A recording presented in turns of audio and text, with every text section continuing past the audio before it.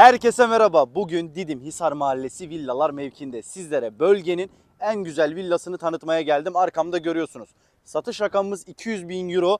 Bunun içerisinde eğer ciddi bir alıcıysanız ciddi bir pazarlık yapacağız. Mevki olarak da çok güzel. Burada Apollon antik kentine yürüme mesafesinde. Yani bu ne demek oluyor? Merkezi konumda. Apollon'u da bilmeyenler olacaksa hemen kısa bir bilgi verelim.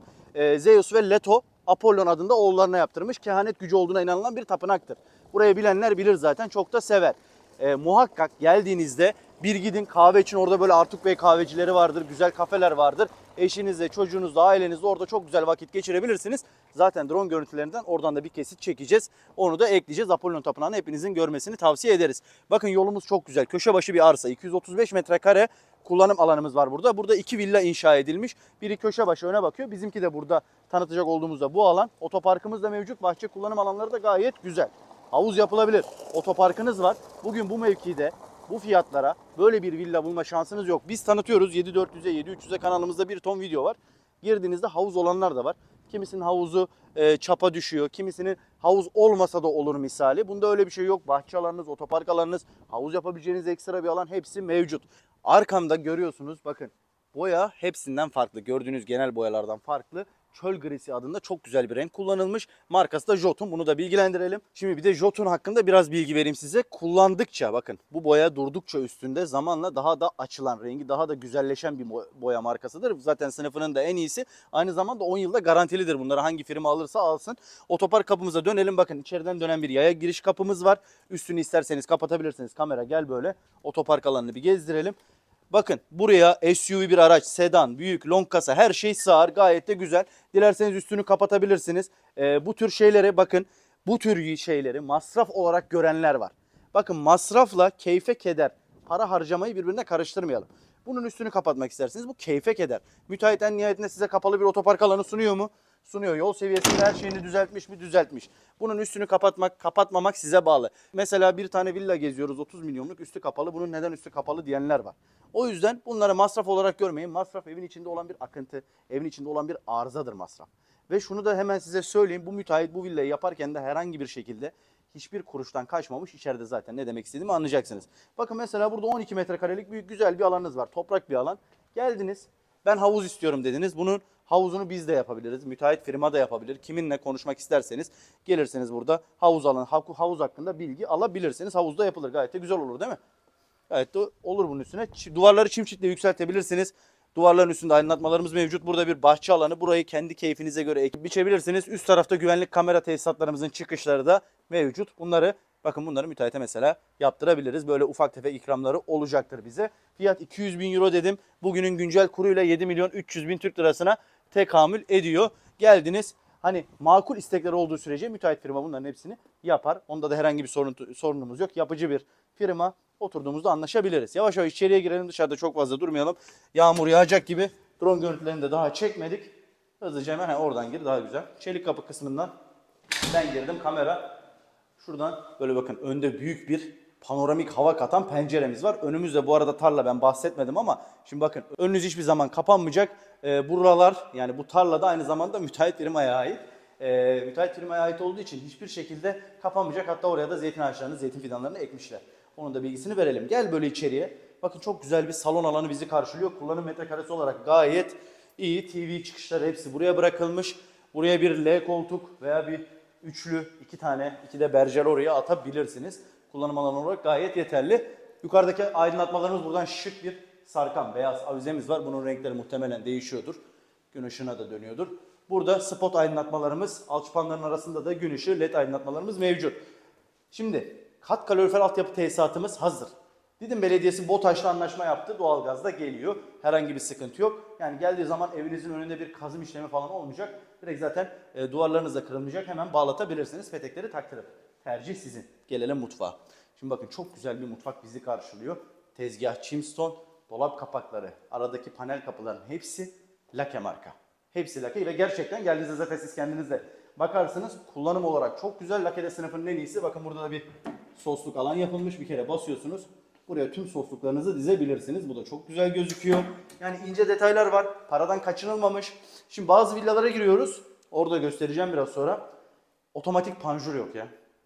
Başında bekliyoruz böyle. 10 dakika. Bu bizim için sorun. Bu evi alanlar için sorun. Herkes için sorun. Hal böyleyken ben bugün böyle bir 7-8 milyonluk bir para vermişim.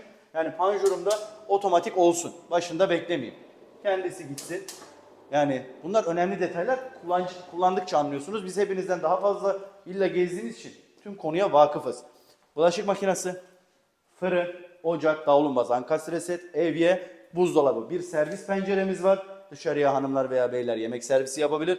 Priz sayımız oldukça fazla. Toplamda da 10'a yakın prizimiz var burada. Bu da çok önemli bir detay. Hani artık evde olan sorunlar, bizim de kendi yaşadığımız evde olan sorunları da burada dile getiriyoruz. Priz sayısı da oldukça iyi. Şimdi burada bir merdiven altı lavabomuz var.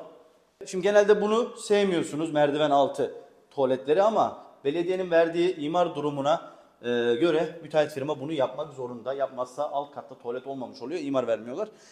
İskan vermiyorlar. O yüzden bu şekilde oluyor. Konu bu şekilde. Hemen burada bir çamaşır makinesinin yerini de bırakmışlar. Ayrıyeten PVC'lerde Egepen 70'lik değil mi? Egepen 70'lik. Hemen yukarıya çıkalım. Bakın adım başı net aydınlatmalarımız var. Mermerlerimizin kalitesi gayet güzel. Drone görüntülerinden zaten iyice göreceksiniz. Etrafımız çok açık. Mahalle çok güzel. Hisar Mahallesi villalar mevkii. Şimdi geldik. Üst kattayız. Burada L şeklinde bir antre. Burada güzel bir banyo. Lavabo, ışıklı bir dolap kapağı. Ben şimdi açacağım. Şunları bir göstereceğim. Bakın. Aynı zamanda aynalı.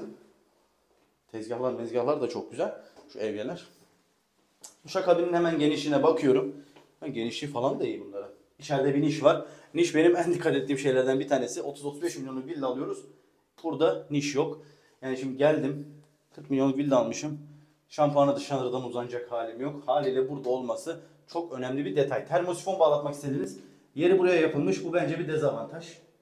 Alandan şöyle gelir. Ya da yukarıya biraz daha sabitlenir değil mi?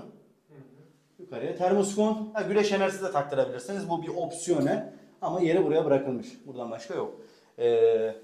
Güzel. Çamaşır makinesi yeri de buraya bırakılmış. Aşağıda olduğu için burayı kullanmanıza çok da gerek yok. Girdin artık o odadan devam edelim. Evin her yeri çok güzel bir şekilde güneş alıyor. Havadar ferah. Şimdi şu pencereleri falan açtığımızda yazın bir buraya açtık bir arkaya açtık. Hava sirkülasyonunu mükemmel bir derecede alırsınız. Arsa 235 metrekare demiştim. 116-117 metrekare kullanım payları düşüyor her iki villaya. İkisinin de bahçeleri çok geniş. Ben size alırken kazanabileceğiniz bir fırsat sunuyorum.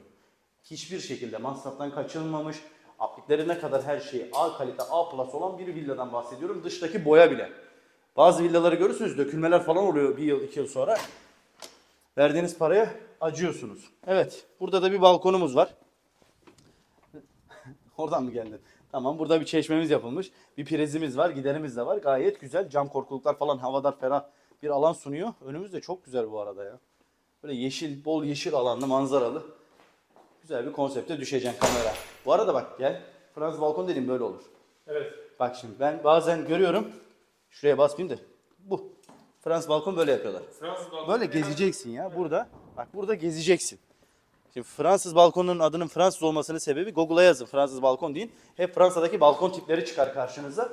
Orada böyle bazı yerlerde, bazı kültürlerde hep böyle balkonlar var. Oradan sarkar insanlar, kahve içer. Ama bizde Fransız balkon çok yanlış anlaşılmış. Yapıyorlar. Yani Fransız balkon demeye bin şahit ister. Bir tane adım bile atamıyoruz içeride. Oda metrekareleri çok iyi ya. Sana bir şey söyleyeyim mi? Böyle bir yapıyı takmak çok tehlikeli. Niye biliyor musun? Eğer iyi bir ustalığın yoksa, ince bir işçiliğin yoksa duvardaki işçiliği belli eder. Bir aplik takmak bir müteahhit için çok büyük bir risktir. Takmışlar ve duvarları tertemiz. Tertemiz evet. Ona da güzel, İşçilik tertemiz. güzel değindin. Eğer kameranın bu söylediği çıkmazsa videoda altına alt yazı olarak geçeceğim. Dediğin çok mantıklı, riskli bir iş ama çok güzel olmuş.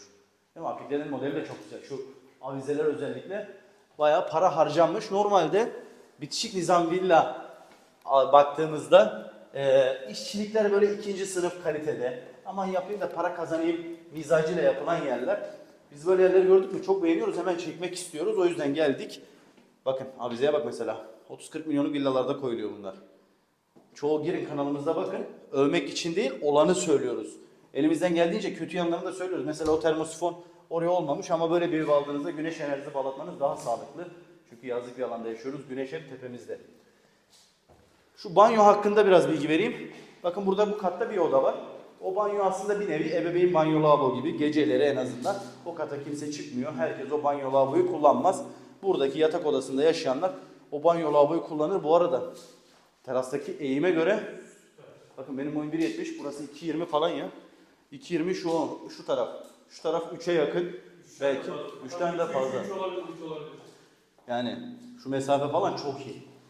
Şimdi oda çok geniş. Nereden baksanız bu oda bir 18-20 metrekare var. Petek çıkışları var, panjurları var. Bak buraya bile panjur takmışlar. TV çıkışları zaten her odada mevcut. Bakın bu kısma bile normalde her yerde görmezsiniz. Bu kısma bile panjur takılmış. Yani artık evin en üst katıdır bu. 3. kat yani triplex olduğu için en üst katta normalde yapmazlar. Geldik son olarak en güzel alana. Şimdi yazlık bir yerde yaşıyoruz dedik. En çok vakit nerede geçiyor? Terasta. Bakın mutfak tezgahına kadar düşünmüşler. Eğer kullanırsanız altyapısını bırakmışlar. Pis su gideri, sıcak soğuk su geliri hepsi var. Burada bir çeşme. Yukarıdaki aydınlatmalara bile para harcamış. Bak hemen içeriye döşeli ledler değil, farkında mısın? Oradan çatıya çıkışımız da var bu arada, onu da göster. Çatıya müdahale için oradan çıkacaksınız. Bakın cam korkulukları daha güzel yapmış. İsterseniz bunlara katlanır cam yapıp burayı bir kış bahçesi haline de çevirebilirsiniz. Güzel de olabilir. Buradan biraz bahsettik konumdan. Şimdi aslında merkezi konumunu anlatayım size. Bakın buradan Didim merkezi, belediye, kamu kurumları gibi yerler ortalama 1,5-2 kilometre uzaklıktasınız. Hangi plaja gireceğiz biz diyorsunuz muhtemelen. Sağtur plajına. Orada mavi bayraklı bir plajdır, yazıp bakabilirsiniz. O mavi bayraklı plaja da ortalama 2,5 kilometre uzaktasınız. Didim zaten bir yarımada. Nereye giderseniz gidin kuzey haricinde hep denize çıkarsınız. Güneye, doğuya, batıya nereye giderseniz gidin her zaman denize çıkarsınız burada. Karşımız böyle Bodrum'dur, Yunanistan, Yunan adaları falan vardır. Hani o açıdan çok güzel. Her yerimiz sahil, her yerimiz plaj. İstediğiniz denize gidebilirsiniz. Apollon Tapınağı'ndan bahsettim.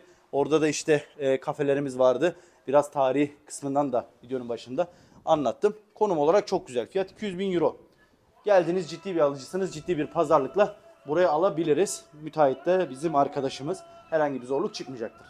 Eğer burayı yerinde ziyaret etmek isterseniz bizimle iletişime geçebilirsiniz. Kanala abone olmayı, videoyu beğenmeyi ve lütfen yorumlarda görüşlerinizi belirtmeyi unutmayın. Bir sonraki turda görüşmek üzere.